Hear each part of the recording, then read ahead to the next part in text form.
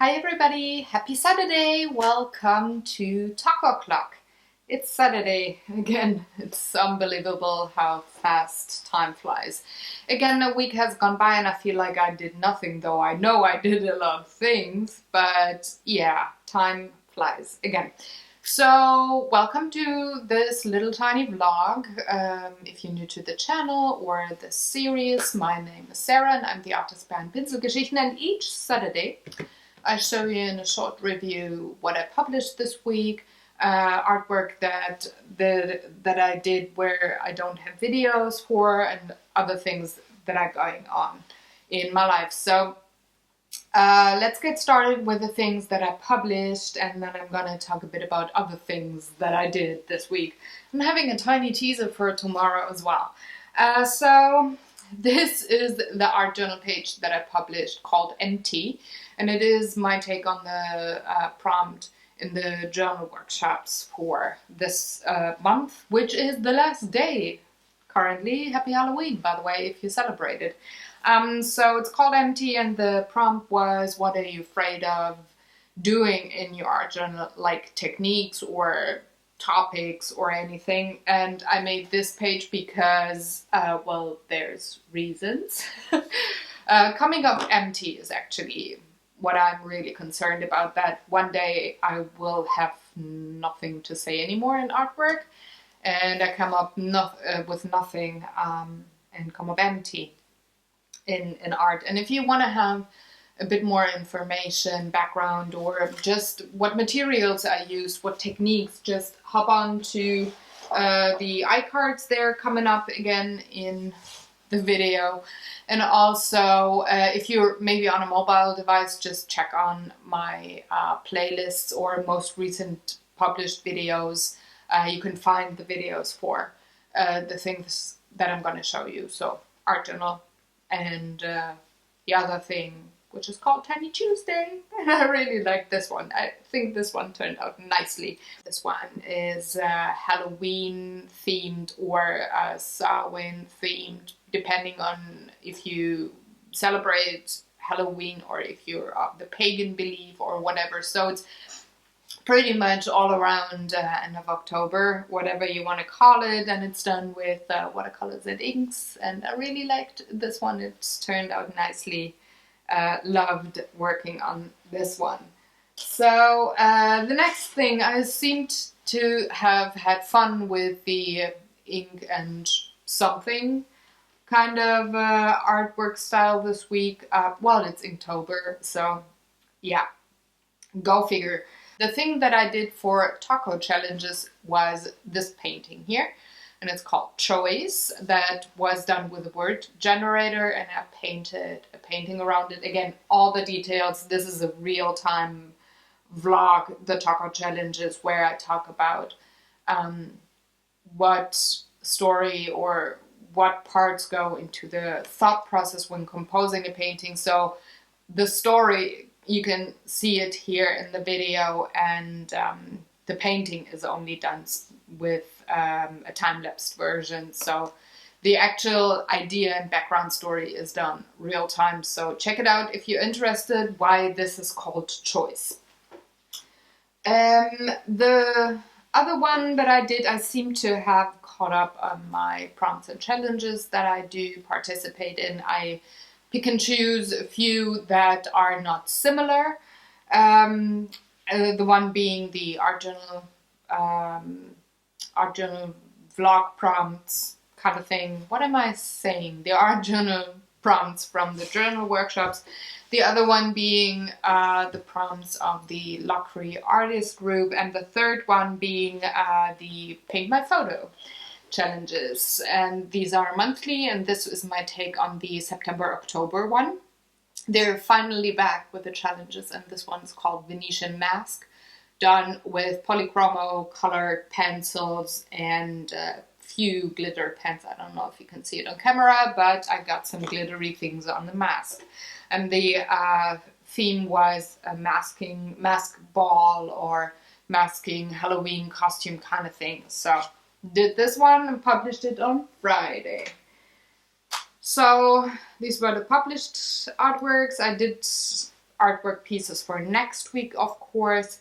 And I didn't catch up on my documented lives. And if you follow me on Instagram, you might have an inkling on why that is.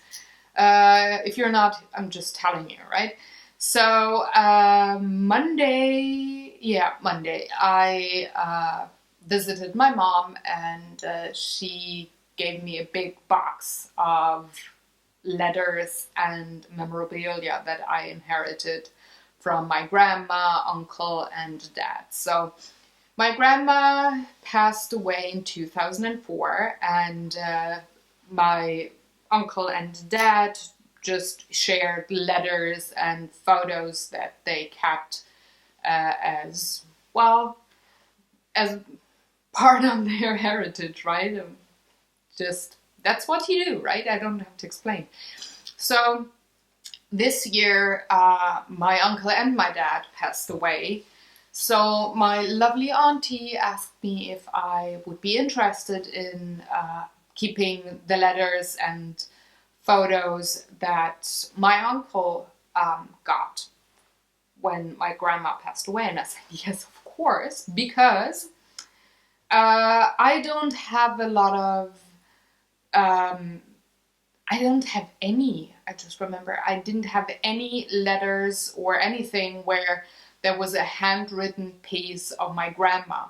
So I moved, back in the years, I moved a lot. And on one of these moves, I must have lost the letters that I kept from my grandma. I don't know where they are. I never found them again. So I was super, super happy when my auntie suggested that I keep the letters written to my grandma. Now, you could say, well, there's no handwriting of my grandma on the letters when she received them, right? But she kept the notes on the envelopes or on the photos in the back, just writing notes. So I got her handwriting. Also, I got even more because these are letters from people that I never met. So my grandma was the only grandparent that I ever got to know. I never did meet my other set of grandparents. I never met my grandpa, great grandpa, all of these people, because they passed away before I was born. And some were just so far away that even when I was born, I never met them.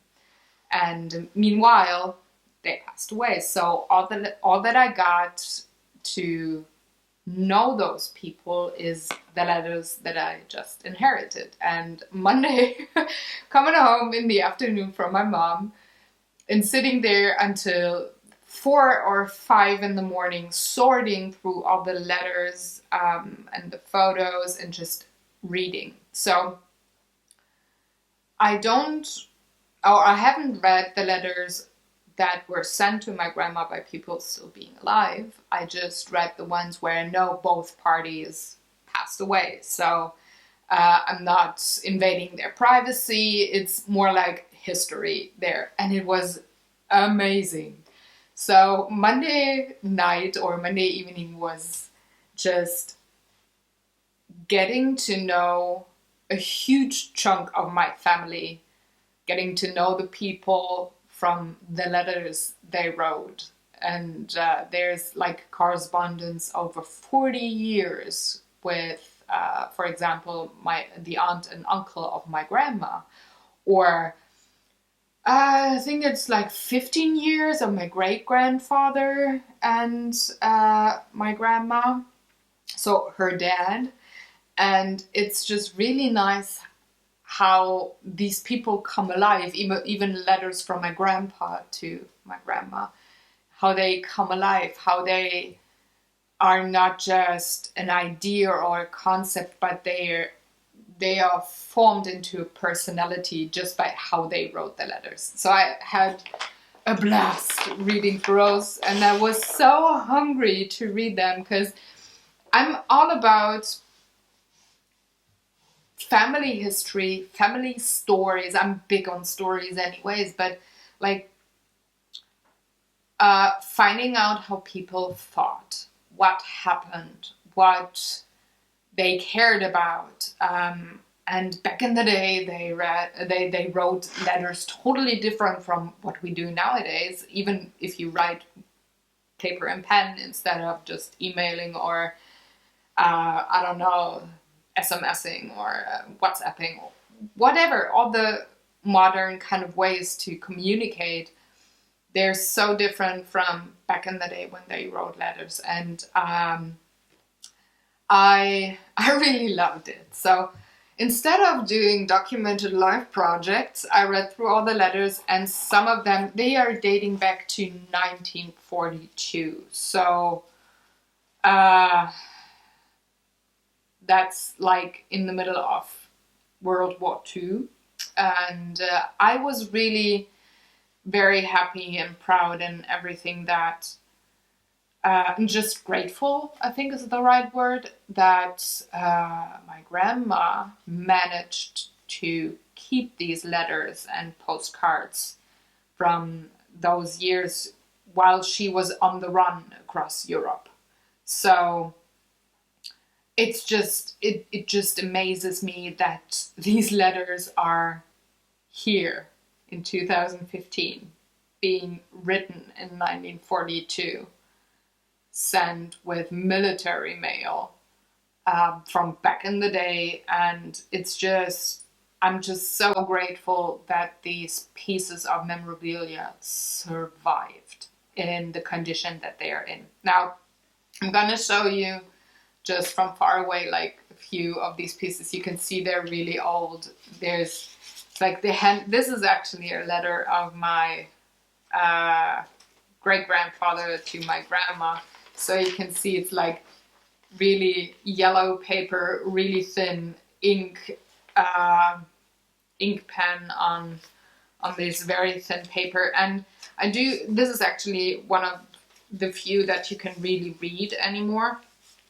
So things are falling apart and fading, and well, it's not gonna get better with age. So they're really, really old. And I decided, instead of doing documented life projects this week, I would start archiving them, like copying all of those in electronic ways, like not only scanning them in, but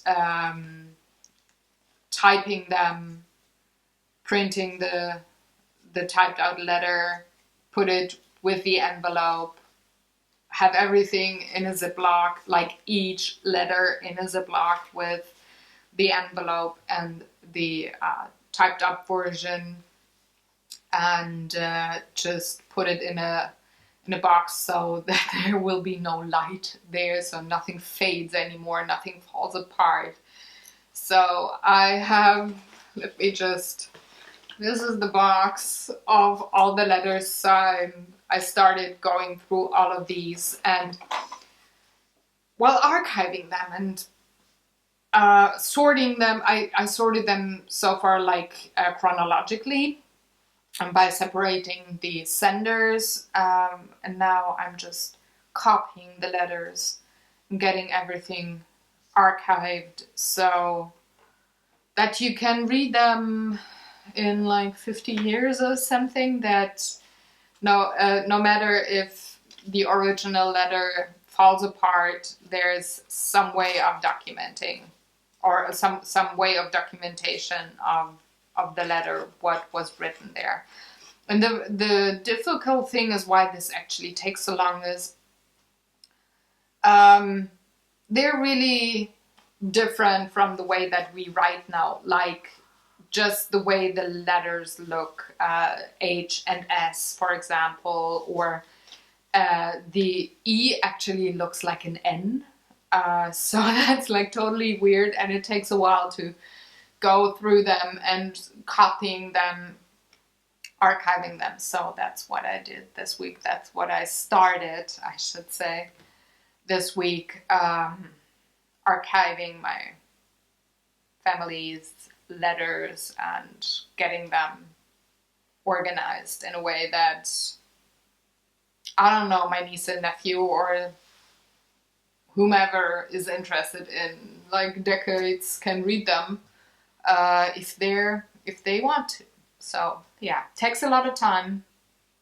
Also, I'm archiving a lot of photos, like really old photos from even before the war, so 1920s, 1930s. Yeah, that's a big pile of work there, and that's what I did this week. So in the weeks forthcoming, I will separate my time between doing documented life projects and well, documenting or archiving the life of my grandma in a certain period, over 40 years. So it's like, yeah, I'm gonna have a few documented lives next week, but not as many. Maybe like 3 or 4 only, not 5, 6, 7 pieces. And once I caught up with the documented lives anyway, I have 1 a week, and then I can work even more on the archival stuff, because there's like letters there that are almost not readable anymore. They're written with graphite pencil, or just the handwriting is so difficult to read because people were, I don't know, injured or sick, or I don't know, in other ways not capable of writing clearly. So yeah, takes a lot of time, but I love it. I mean, it's really sad that I already inherited these letters. I wish it would have been different, but it's really nice to meet other family members that I never met. So it's super cool, and the smell of old paper and ink is just, oh, it's awesome. So yeah, that's what I've been doing all week. Another thing that I try to keep up with is teasing for the Gamers Couches. And this week, I can already tell you, we are having time stories on the Gamers Couch. So if you're interested, watch tomorrow. We're gonna shoot it later today. And yeah, I think that's that. I hope you had a great week. Mine was super interesting, super just, oh my gosh, I met new people. I got to know them quite a bit. Though I never saw them, I never heard their voice, I never talked to them, but I met them. So yeah, crazy week. It's just so fits for Halloween, doesn't it? But yeah, that's my week. I'm still a bit, well, not overwhelmed, but just like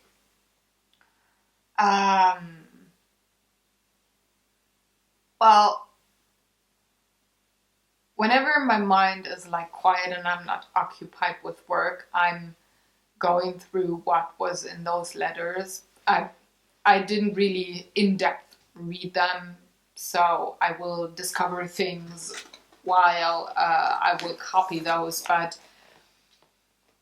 I just, yeah. Family memories and heritage. That's great. There might be odd pieces coming up about that, because it's really on my mind a lot. So yeah. Hey, anyways, I'm rambling. I'm gonna wrap this thing up. I hope you have had a great weekend, or Saturday start, whatever. Again, we will see you tomorrow on the Games Couch with time stories. And if you have any questions or comments, please leave them in the comment section below. And if you feel like giving this video a thumbs up, or sharing it, or subscribing to the channel if you're new, go ahead. I really appreciate that. And I will see you tomorrow. on the Gamers Couch and on Monday with a new art journal. So take good care. Happy weekend. Bye.